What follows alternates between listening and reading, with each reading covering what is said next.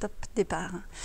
Alors, bonjour à tous, moi je m'appelle Blandine Leroy, donc je suis sophrologue et également hypnothérapeute. Ça fait bientôt 15 ans là, que je suis installée sur l'île de Nantes. Je suis spécialisée donc en périnatalité et du coup aujourd'hui je vais vous parler de ces deux disciplines pour lesquelles j'interviens régulièrement sur des séances en individuel.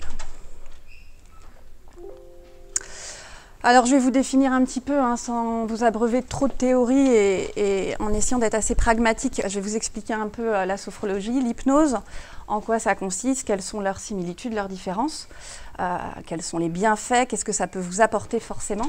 C'est tout l'intérêt de quelqu'un qui vient pendant un parcours en PMA demander l'aide d'un sophrologue ou d'un hypnothérapeute. Le déroulement d'une séance. Je vous parlerai de l'impact du stress et des émotions. C'est un petit peu les deux thématiques qu'on va surtout évoquer pendant les séances et donc forcément la place de la sophrologie et de l'hypnose dans ce parcours. Alors aujourd'hui, on vient voir un sophrologue et un hypnothérapeute pour des demandes très diverses et variées. Il y a 7 milliards d'individus, donc 7 milliards de ressentis assez personnels. Donc je vous ai fait une généralité, mais effectivement, voilà, c'est souvent pour des problèmes de phobie, d'addiction, des problèmes de gestion du stress, des troubles du sommeil. Et puis en sophrologie, il y a aussi tout un pan de personnes qui viennent consulter sans problématique particulière, mais plutôt dans un souci un petit peu de meilleure connaissance de soi. C'est un peu en lien avec un intérêt un peu spirituel, pas forcément dogmatique lié à la religion, mais voilà, d'avoir envie un peu d'avoir une autre approche. Donc autant en hypnose, en tout cas pour ma part, les demandes sont très ciblées, autant la sophrologie, c'est quelque chose qui est un petit peu plus vaste. Alors ouais, pour vous parler un petit peu des deux disciplines qui ont plus de similitudes finalement que de différences. Si on parle de la sophrologie, on est vraiment sur une méthode qui est psychocorporelle. L'impact du corps est essentiel, donc on va beaucoup se servir du corps comme d'un outil pour détendre le mental et on se sert de notre mental comme d'un outil pour aller libérer les tensions du corps. On est sur différentes techniques qu'on utilise, des techniques de contraction, des contractions musculaires, beaucoup de techniques de respiration, des techniques de visualisation. Et on est dans un phénomène un petit peu d'entraînement, c'est-à-dire que plus on va répéter les exercices notamment, plus la réponse de détente, elle va devenir rapide, elle va devenir naturelle. Donc c'est vraiment un travail à deux qui continue hors du cabinet, pour la partie vraiment sophrologie. Et ça rejoint l'hypnose sur la partie visualisation parce qu'on travaille quand même dans un état de conscience modifié. Et c'est sur cet état de conscience modifié notamment que moi, je travaille beaucoup dans tout ce qui va être projection du parcours, des différentes étapes, de l'anidation, de comment voilà, on va se servir du mental vraiment pour encore une fois avoir une interaction sur nos fonctions corporelles et nos ressentis. L'hypnose, c'est plus des séances en one-shot, c'est des séances qui sont plus courtes. Alors pour ma part, mais c'est parce que je suis d'abord sophrologue avant d'être hypnothérapeute, je fais rarement une séance d'hypnose sans mettre quand même des petites bribes de sophro parce que je trouve que le corps est assez malmené dans un parcours en PMA et je trouve ça très intéressant d'apprendre à utiliser ce corps et justement à pouvoir voir que le corps n'est pas que centré sur ce qui peut se passer lors d'un parcours avec les désagréments qu'on peut avoir. Mais il n'empêche qu'en hypnose, voilà, la partie corporelle est vraiment très courte. On va se servir quand même de la respiration comme d'un vecteur pour aller dans l'état de conscience modifié.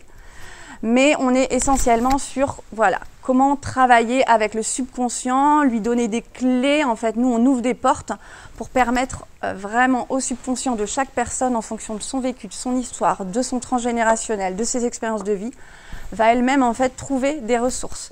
Donc c'est quelque chose qui fait son chemin entre les séances. Sophrologie, on est dans quelque chose qui est peut-être plus impliquant, en tout cas qui paraît plus impliquant pour les personnes qui viennent, alors qu'en hypnose, il y a quelque chose qui se passe vraiment après. Et voilà, on est sur des séances relativement courtes. Mais souvent, voilà. Mais encore une fois, c'est personnel, je ne sais pas comment travaillent les autres. Moi, j'ai tendance à regrouper les deux. Je ne fais pas une séance d'hypnose, une séance de sophro. Voilà, il y a des fois l'intérêt de travailler, alors en hypnose notamment, sur des traumatismes des fois. liées à des échecs, liées à des fausses couches. Ça, c'est quelque chose qui est souvent aussi demandé en séance. Donc là, pour le coup, moi, je vais plus le travailler en hypnose qu'en sophrologie. Alors, ouais, les séances, elles durent à peu près 1 heure. Pour les séances en sophro, elles peuvent avoir lieu en individuel et en collectif. Pour la PMA, moi j'ai plus de demandes de toute façon en individuel et même pas en tant que couple, plutôt des demandes assez féminines d'ailleurs. Mais voilà, il y a possibilité, je pense qu'il y en a qui le font, d'organiser des séances collectives pour travailler. Moi je trouve que c'est particulier parce qu'il faut être vraiment sur le ressenti de chacun, les mêmes étapes et souvent voilà, je trouve ça un petit peu plus délicat. Et puis voilà, en sophrologie, dans tous les cas, c'est quelque chose qui est beaucoup plus sur comment mettre en place des outils qui vont nous transformer sur la durée. Donc l'intérêt du collectif est vraiment là, alors que en hypnose, voilà, on va sur des terrains qui sont des fois un petit peu plus obscurs et c'est moins facile, je trouve, de le proposer en collectif.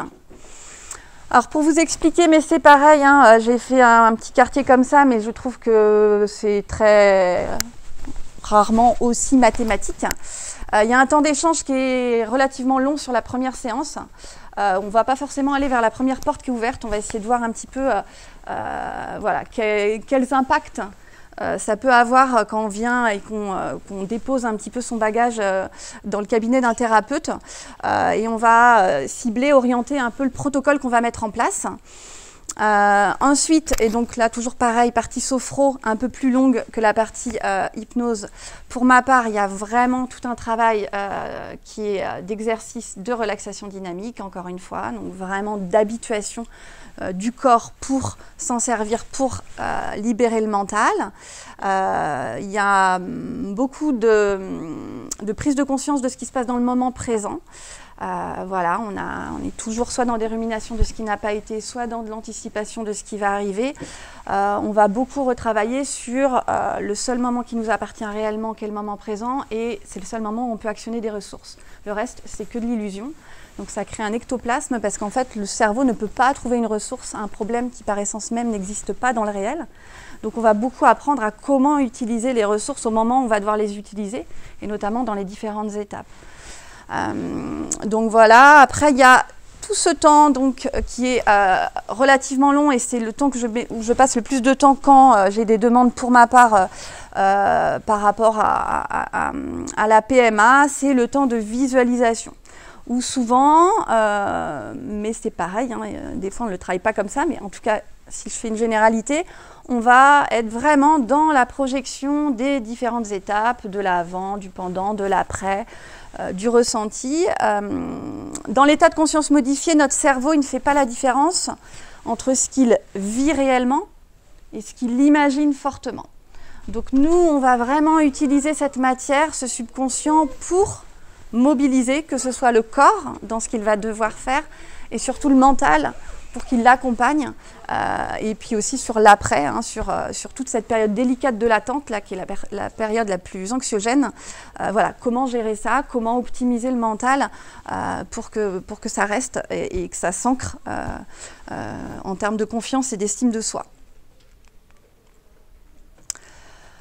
Alors le stress et les émotions, c'est forcément ce qui ressort beaucoup dans les séances. J'ai mis que le stress, j'avais mis cette petite diapo là sur le stress positif parce que pour moi c'est quelque chose dont on entend beaucoup parler aujourd'hui évidemment, la gestion du stress. Alors moi j'aime pas du tout le mot gestion parce que gérer c'est déjà avoir une résistance à ce que l'on ressent et du coup ça amplifie pour moi les effets. Donc je trouve que c'est intéressant d'essayer de partir justement de ce qu'on ressent, que ce soit en termes d'anxiété, que ce soit en termes d'émotion, et de s'en appuyer. Et il y a plein de moments où ce stress, tous les phénomènes physiologiques hormonaux qu'on ressent au niveau du corps, eh bien ça peut être aussi, encore une fois, des outils dont on se sert dans certaines circonstances. Donc évidemment, l'idée, c'est que ce ne soit pas quelque chose de chronique, que ce ne soit pas quelque chose où on perd de pied, et c'est l'intérêt de mettre en place des choses qui vont, par le biais de la respiration, par le biais des différentes techniques qui vont nous permettre de ne pas contrôler les événements, parce que par essence même, on ne peut pas contrôler les événements extérieurs, mais notre manière de les vivre.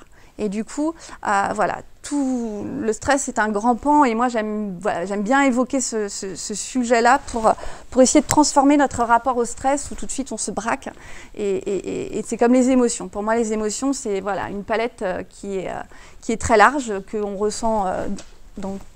Je ne sais pas combien il y en a par jour, mais en tout cas, il y a des micro-émotions tous les jours. Des fortes comme lors d'un parcours PMA, là, c'est forcément de manière un peu plus chronique et un peu plus difficile. Mais encore une fois, elles ont toujours un message, les émotions. Donc, c'est exactement ce que je vous disais pour ma part avec la notion de gérer le stress. Pour moi, gérer les émotions, c'est quelque chose qui est antinomique, c'est-à-dire qu'une émotion, elle est là, elle délivre un message et qu'est-ce qu'on en fait?